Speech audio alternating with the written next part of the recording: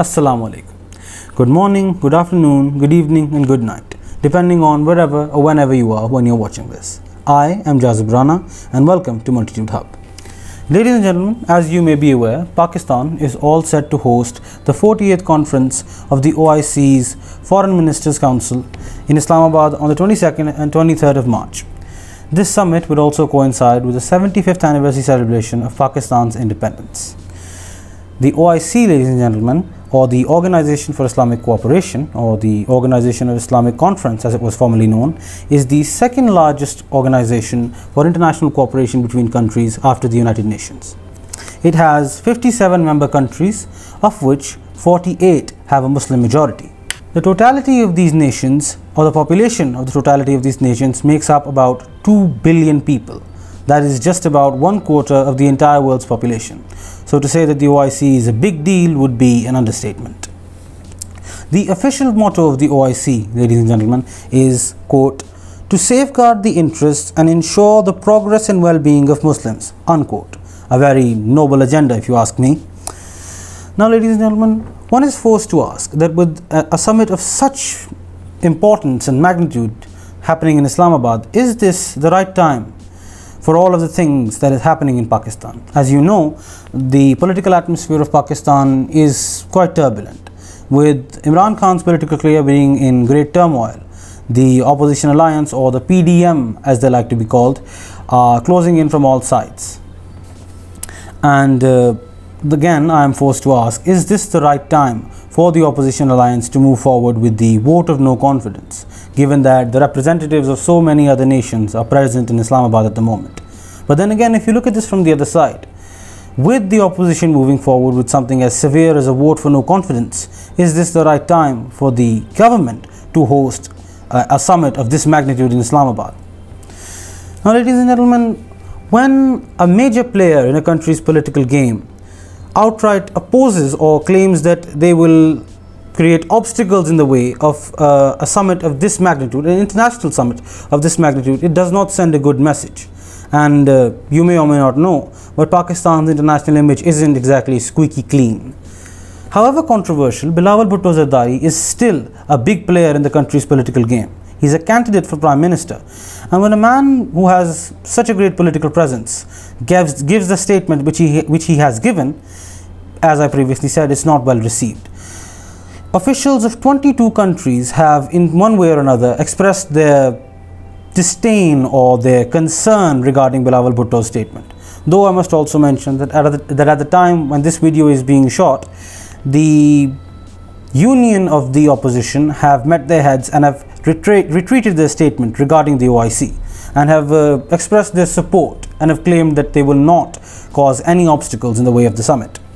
Now, now that I've given you this overview of the situation itself, let's talk about the summit itself, right? The theme upon which this 48th summit of the Council of Foreign Ministers is being held is building partnership for unity, justice and development. A very important theme given the current scenario of the entire world. Now, Mr. Shah Mahmood Qureshi, the Foreign Minister of Pakistan, has called this summit significant when he said it talks about the, quote, host of issues, unquote, that are faced by the Muslim Ummah, the Muslim community today in the world today. Mr. Shah Mahmood Qureshi, while saying all of this, cited the issues in Kashmir and Palestine, rightfully so, because both of these areas are of Muslim majority and face great crisis. Ladies and gentlemen, it is estimated that at this summit, more than 100 resolutions will be put forward during the 2-day session. The topics of these resolutions range from international economy to climate change to the raising levels of Islamophobia in the world, which is also a very, very prevalent topic in today's world. Now, ladies and gentlemen, keeping all of these topics in mind and keeping in mind the importance of the OIC, you as an ordinary Pakistani, because of course this video is meant for the general Pakistani public, must be forced to wonder, why should I care about the OIC? What has the OIC ever achieved? An ordinary Pakistani, or at least the ordinary Pakistani population which I know, have always expressed the opinion that the OIC is just as, if not even more useless than the United Nations. Ever since its formation back in 1972, it hasn't accomplished anything. But then again, I implore you, is it not better to have a gun that doesn't work than to not have a gun at all. Again, I am not inciting any sort of violent ideas. What I am simply saying is that the OIC, however inactive it has been over the years, is still there to protect and safeguard the identity, the integrity, the ideals of the Muslim Ummah. So even if it is ineffective, or you may claim it is ineffective, it is important to hold up its integrity. So the opposition, what the opposition is doing, could damage the integrity of the OIC itself, and then again the reputation of Pakistan in the international community, because as I previously mentioned, our image in the international community is already quite tarnished. Ladies and gentlemen, that is all I have for you right now.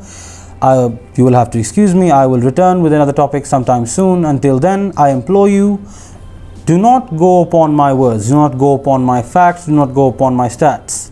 The reason behind these videos and this video and other videos that I will make on a similar format is to implore you, or to incite into you, the idea of research.